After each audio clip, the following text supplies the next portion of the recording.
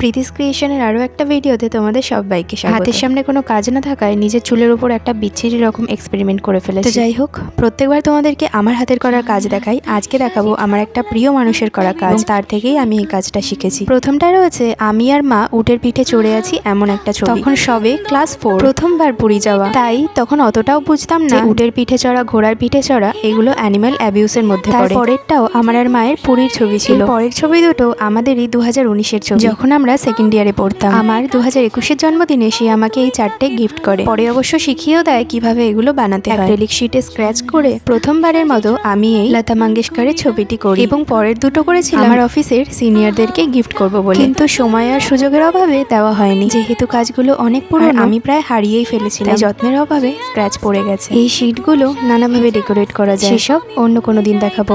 আমাদের এই কাজগুলো তোমাদের কিরকম লাগলো অবশ্যই জানিও। দেখা হবে পরের ভিডিওতে। টাটা।